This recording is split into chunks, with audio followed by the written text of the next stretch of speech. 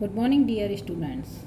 Today I am telling you meaning of the chapter Yuri Gagarin, last page of this chapter. I wish to report that landing was normal. अब इससे पहले वाले video में मैंने आपको explain किया था कि उसकी लैंडिंग होती है, यानी यूरी गगारिन का जो उसका एयरक्राफ्ट था या फिर एयर स्पेसशिप था वो नीचे लैंड करता है और वो आ जाता है और सबसे पहले उसको खेत में वर्क करती हुई 2 वुमन देखती हैं। अब उसके बाद जो साइंटिस्ट जो सब देख रहे थे उसकी फ़्लाइट का जितनी भी उसकी ट्रैवल की डिटेल, वो वहाँ पर एक पास में एक मिलिट्री जो पोस्ट थी उसे इन्फॉर्म करते हैं और उसको वहाँ से लेने के लिए भेज देते हैं, गाड़ी भेजते हैं उसको लाने के लिए। वेलकम होना था उसका और गवर्नमेंट के सामने जो भी उसको फील हुआ, जो भी उसकी बातें थी वो सब होनी थी।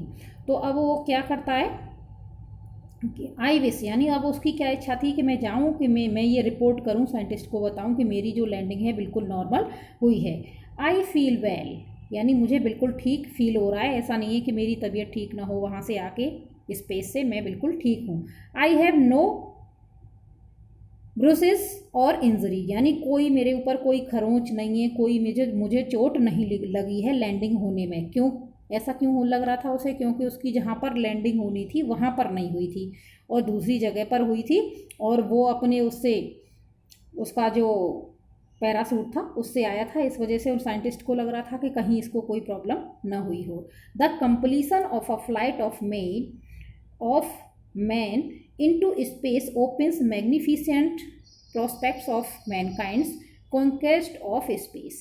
अब उसकी फ्लाइट जो है ट्रेवल कंप्लीट हो जाती है और क्या होता है, उसका जो एम था साइंटिस्ट का कि स्पेस में सबसे पहले एक इंसान की फ्लाइट और जो भी सक्सेसफुली पूरी हुई हो। तो ऐसा एक फर्स्ट टाइम था जो कोई इंसान स्पेस में गया हो और सक्सेसफुली अच्छे से ठीक से वापस आ गया हो। Later he spoke a little more fully about his journey. इसके बाद क्या होता है, वो अच्छे से बता पाएगा अपनी जर्नी के बारे में, उसे क्या फील हुआ, क्या देखा उसने, क्या क्या जो भी वहाँ पर उसे लगा वो सब बताएगा। दो विदाउट डिस्क्लोजिंग एनी सीक्रेट्स, यानी बिना कोई सीक्रेट अपने पास रखे हुए वो सारी डिटेल्स बता देगा। Next, I ate and drank, यानी यूरी गगारिन क्या बताते हैं, I ate and drank he said, उसने कहा सबसे पहले मुझे खाना है। And everything was like on earth, यानी उसने खाया पिया भी, वहाँ भी खाया और वहाँ क्या था, बिल्कुल धरती की तरह ही उसकी, क्योंकि उसको तो पहले ट्रेनिंग दी गई थी उस कैबिन में कैसे रहना है, क्या करना है, बिल्कुल उसे ऐसा ही फील हो रहा था जैसे कि वो तो अर्थ पर ही हो, क्योंकि तो वो तो कैबिन में था। My hand writing did not change, उसे वहाँ जाकर उसकी राइटिंग उसने लिख के देखा था वो चेंज नहीं हुई थी, यानी उसके लिखने पर भी वहाँ स्पेस में कोई इफेक्ट नहीं पड़ा था। दो द हैंड वॉज वेटलेस, हालांकि उसके हाथ बिल्कुल ऐसे थे, उनमें वजन था ही नहीं, वेटलेस, ये क्योंकि वहाँ पर ग्रेविटी नहीं थी अर्थ की और वहाँ पर वजन उसकी बॉडी में भी वजन नहीं था और उसके हाथों में भी नहीं था, तो उसके हाथ में वजन नहीं था, फिर भी इसके बाद भी उसकी राइटिंग पर कोई इफेक्ट नहीं पड़ा था। But it was necessary to hold the block, otherwise it would have floated away from me. बस क्या प्रॉब्लम थी थोड़ी बहुत कि अगर वो जिस पर लिख रहा था अगर वो उसे नहीं पकड़ेगा तो वो तो हवा में उड़ता रहता, वहीं पर फ्लोट करता, क्योंकि स्टेबल नहीं था, ग्रेविटी नहीं होती तो कोई भी चीज़ तैरने लगती है, सिर्फ यही थोड़ी प्रॉब्लम थी। अगर वो हाथ से पकड़ के नहीं लिखता जिस पे भी लिख रहा था तो वो इधर उधर हवा में ही फ्लोट करता, यानी तैरता रहता। I saw with my own eyes, अब वो आगे क्या बताते हैं Yuri Gagarin, I saw with my own eyes, यानी खुद उसने अपनी आंखों से देखा अर्थ स्फेरिकल से। अब उसने क्या देखा वहाँ जाके, अर्थ की जो शेप है बिल्कुल राउंड सर्कल शेप नहीं है, थोड़ी स्फेरिकल, हल्की सी उसकी शेप जो है स्फेरिकल है, यानी हल्की सी जो लंबे में होती है बेलनाकार टाइप से हल्की वैसी शेप है अर्थ की। उसने जाके स्पेस से खुद देखा अपनी आंखों से, ये अभी तक तो सुना था, वहाँ जाके उसने खुद देखा कि अर्थ की शेप एकदम राउंड शेप नहीं है। The view of the horizon was unique and very beautiful, वहाँ से अंतरिक्ष का कैसा नज़ारा था, बहुत ही ब्यूटीफुल और यूनिक था, यानी अपने आप में एक अनोखा ही नज़ारा था वहाँ से देखने का। It had an orange border merging into blue, कैसा लग रहा था वहाँ से, अर्थ को देखा उसने, कैसी लग रही थी? ऑरेंज कलर का बॉर्डर हो किनारे किनारे और बीच में ब्लू कलर की जैसे कोई बॉल दिखाई, ओवल शेप की बॉल हो। I could have gone on flying through space as long as required. I left fine and my state of mind was excellent. मैंने वहाँ काफ़ी फ्लाइंग की, इधर उधर घूमा स्पेस में जितना कर सकता था और उसे बहुत अच्छा लगा वहाँ जाके। उसका माइंड पर कोई इफेक्ट वहाँ का नहीं पड़ा, कोई असर नहीं था, सब कुछ बिल्कुल ठीक रहा। Next, when I was coming down. अब आगे क्या बताते हैं Yuri Gagarin? When I was, जब वो नीचे आ रहे थे, यानी जब उनकी फ्लाइट जो है लैंड कर रही थी, जो उनका स्पेस क्राफ्ट जो है नीचे आ रहा था। आई सैंग द सॉन्ग। क्या किया उन्होंने वहाँ नीचे आते में?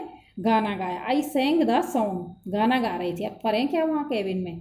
यानी सारा तो होल्ड ऑन हो रहा था, सब कुछ इंस्ट्रूमेंट के थ्रू जो लगे हुए थे उसके थ्रू वो रिपोर्ट करते रह रहे थे, मैं ये चल रहा हूँ, यहाँ पर हूँ, ऐसा है फील, वो कर रहे थे। अब आते टाइम पर क्या किया उन्होंने? आई सैंग द सॉन्ग, में वो गाना गा रहे थे। द होमलैंड हियर्स, ये एक पोइट के हैं जो गाना वो उसको गा रहे था। Homeland knows I had no feeling of lonely. इस क्यों गा रहे थे? गाने का रीज़न क्या था? कि उन्हें अकेलापन फील ना हो कि मैं अकेला हूँ। I knew that my friends the whole Soviet Union were following my space flight.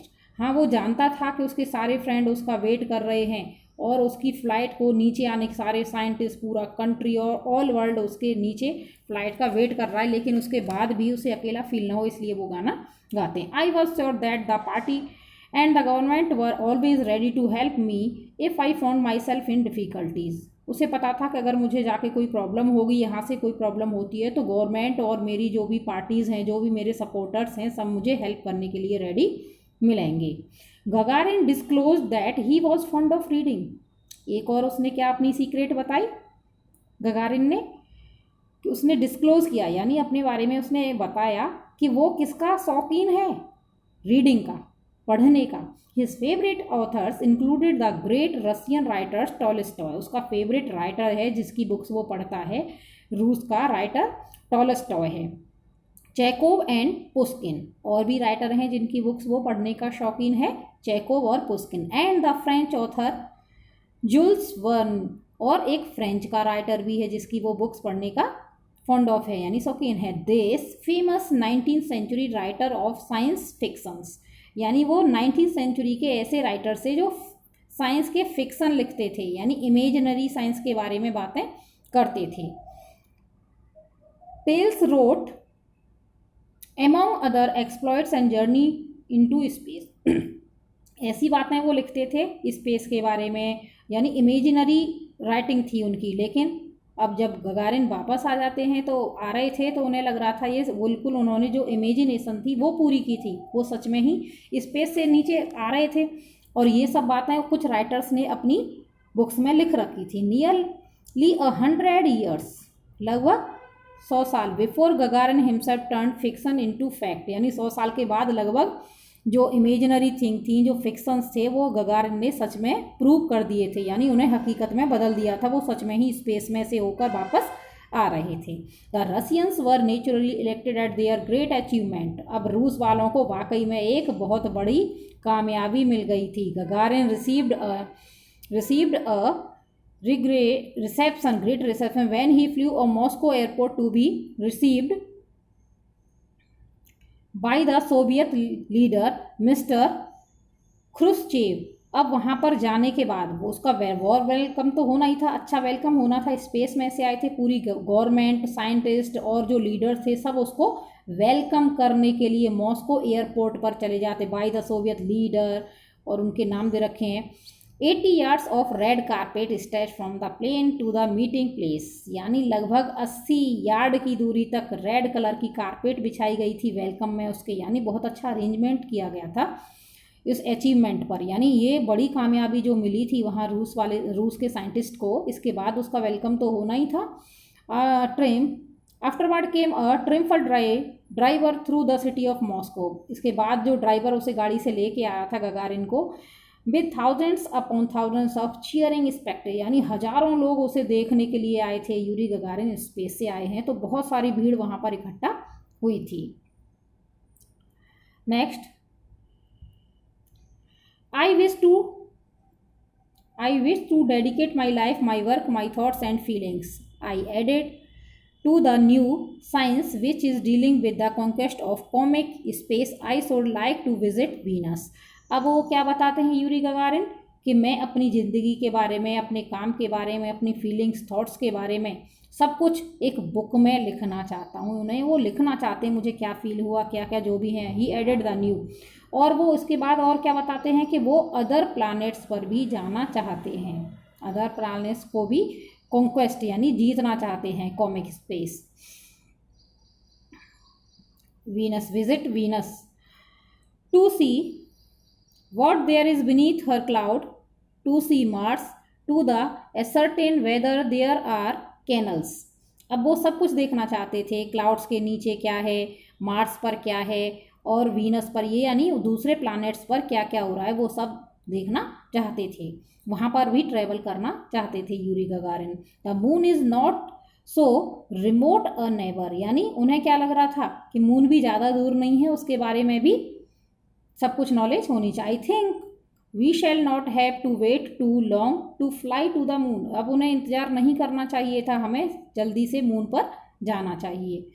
Weather Gagarin himself will ever make the journey to the moon may be doubtful, ये हमेशा ही एक डाउटफुल रहा कि उन्होंने कभी मून की जर्नी नहीं की या की, ये हमेशा डाउटफुल रहा। But his space is history is secure as the pioneer of space flights, लेकिन ये उनके यानी फर्स्ट जो अचीवमेंट था उनका यही था कि स्पेस में जाने वाले फर्स्ट पर्सन थे वो, जो सबसे पहले स्पेस में गए थे यूरी गगारिन। हिस्ट्री में उनका नाम सेफ है यहाँ कि वो पायोनियर यानी फर्स्ट जाने वाले पर्सन बन गए हिस्ट्री में, स्पेस में जो सबसे पहले गया था। तो it was the meaning of this space. So I have completed this chapter. From next day I will provide you work of this chapter.